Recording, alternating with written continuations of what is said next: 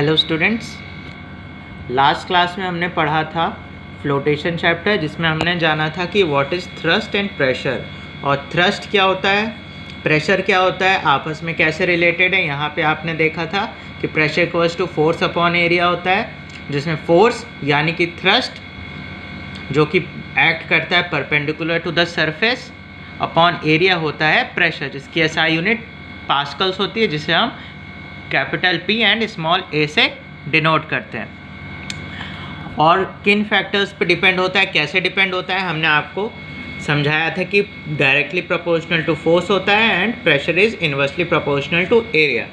अभी तक आपने ये जाना कि थ्रस्ट प्रेशर आपस में कैसे रिलेटेड है, इंडिविजुअली क्या है एंड उनकी एसआई यूनिट क्या है, एंड फैक्टर्स अफेक्टिंग और depending on pressure. Now we'll come to next part, that is buoyancy. Buoyancy एक ऐसा टर्म है जो एक तरह के फोर्स को ही रिप्रेजेंट करता है, उसका नाम buoyancy होता है। अब हम देखेंगे इसमें क्या होता है। It is the upward force experienced bye an object when it is emerged into fluid is called force of buoyancy या called buoyancy। Directly it is called force of buoyancy या buoyancy, दोनों एक ही चीज़ होती हैं। एक बार फिर से पढ़ेंगे। द अपवर्ड फोर्स एक्सपीरियंस, ऊपर की तरफ फोर्स लगने वाला, कोई भी ऑब्जेक्ट में जब ऊपर की तरफ फोर्स लगता है, कोई भी बॉडी अगर फ्लूइड में इमर्ज होती है तो उसे हम बायोंसी या बॉयंट फोर्स कहते हैं। ये कैसे काम करता है हम जानेंगे अब इसको। मान लेते हैं कि ये एक बीकर है, इसमें वाटर भरा हुआ है। अगर हम इसमें एक लकड़ी का पीस, वुड का पीस डालेंगे तो वुड क्या है आपने जाना होगा, ये फ्लोट करता है। रीज़न अब आप लोग यहाँ पे जानेंगे इन डिटेल, कुछ आगे प्रिंसिपल आएगा उससे भी हम को रिलेट करेंगे पहले, लेकिन हम जानेंगे बायोंसी क्या होती है। ओके, यहाँ पे भी हम ले लेंगे एक और बीकर। मान लो ये बीकर A है और ये बीकर B है। इसमें हम कुछ भी डाल दें, मान लीजिए कि हम इसमें एक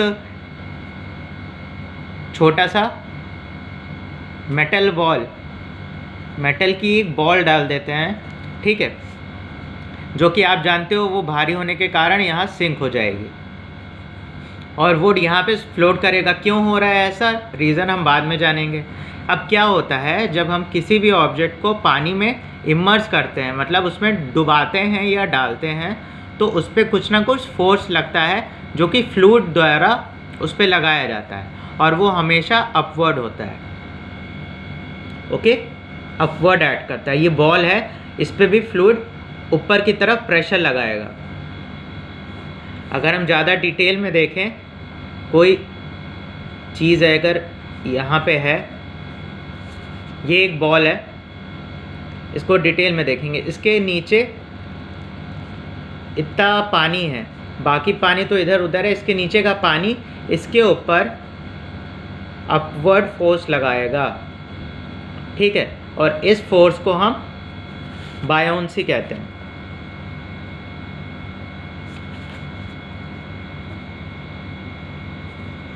ठीक है, ये जो कॉलम है इसके नीचे का पानी का, यही इसके ऊपर फोर्स लगाएगा इस ऑब्जेक्ट को। वो जो फोर्स होगा वो बायोंट फोर्स या बायोंसी कहलाई जाती है। कोई भी ऑब्जेक्ट हो, यहाँ पे वुड था तो इसके नीचे का जितना भी पानी था, ठीक है, वो इसके ऊपर की तरफ पुश करेगा। उस पुशिंग फोर्स जो अपवर्ड फोर्स होता है उसको हम कहते हैं बॉयंट फोर्स। ध्यान से देखेंगे इस बात को कि ये हमेशा उन ऑब्जेक्ट पे लगता है जो इमर्ज्ड होते हैं फ्लूइड में या किसी भी चीज़ में। कोई भी चीज़ फ्लूइड जैसा लिक्विड होना चाहिए, वाटर हो गया, अल्कोहल हो गया, स्पिरिट हो गया, ठीक है, कोई भी केमिकल अगर लिक्विड फॉर्म में है या कोई भी सब्सटेंस अगर लिक्विड फॉर्म में है, अगर हम उसमें कोई भी ऑब्जेक्ट डालेंगे तो उसमें एक फोर्स लगेगा दैट एक्ट्स अपवर्ड, जो हमने अभी आपको यहाँ पे समझाया कैसे, is known as buoyancy. Okay, ये चीज़ें कैसे काम करती हैं, किसी भी चीज़ को तैरने से कोई चीज़ तैरती है, कोई चीज़ डूब जाती है, इन सब के पीछे क्या काम कैसे होता है रीज़न, पहले हम इनके बेसिक्स को जानेंगे, फिर हम उस पे आएंगे। तो ये जो फोर्स, अपवर्ड फोर्स किसी भी चीज़ पे लगता है उसे हम बायोंसी कहते हैं। Okay, now next term is density. Density, the mass per unit volume is called density of an object. Density का फॉर्मूला क्या है? D equals to mass upon volume. यहाँ पे लिखा है ना, मास पर यूनिट वॉल्यूम। जो भी मास होगा किसी भी ऑब्जेक्ट का upon divided by its volume is termed as density. Density को हिंदी में घनत्व भी कहते हैं। और इस फॉर्मूले से हम ये डिनोट कर सकते हैं कि अगर यहाँ पे लिखा है डेंसिटी को, हम यहाँ आप लोग अपने नोट्स में लिख सकते हैं, रो से डिनोट करते हैं। It is rho. Rho equals to mass upon volume. अब यहाँ पे भी आप रिलेशन देख सकते हो कि डेंसिटी यहाँ पे आपको दिख रहा है, density is directly proportional to mass and also inversely proportional to volume. Density यहाँ पे डायरेक्टली प्रोपोर्शनल है मास के और इनवर्सली प्रोपोर्शनल है वॉल्यूम के। इसका मतलब ये कि अगर किसी भी चीज़ का मास बढ़ेगा तो उसकी डेंसिटी बढ़ेगी, और किसी भी चीज़ का वॉल्यूम बढ़ेगा तो डेंसिटी कम हो जाएगी, क्योंकि यहाँ पे आपको डायरेक्ट रिलेशन दिख रहा है। अगर यहाँ पे डेंसिटी बढ़ रही है तो मतलब कि मास बढ़ रहा होगा उस ऑब्जेक्ट का, या फिर अगर मास बढ़ रहा है तो उसकी डेंसिटी बढ़ेगी। उसी का उल्टा वॉल्यूम के साथ रिलेशन है। अगर डेंसिटी बढ़ रही है तो वॉल्यूम घट रहा होगा, और अगर वॉल्यूम बढ़ रहा है तो डेंसिटी घट रही होगी। यही रिलेशन यहाँ पे हमें इस फॉर्मूले में शो होती है, that density is directly proportional to mass and inversely proportional to volume. अगर एग्जाम में आता है what is density define in detail, तो you will tell the definition of density, the mass per unit volume is called density of an object. This formula density equals to mass upon volume, and the relation that density is directly proportional to mass and inversely proportional to volume.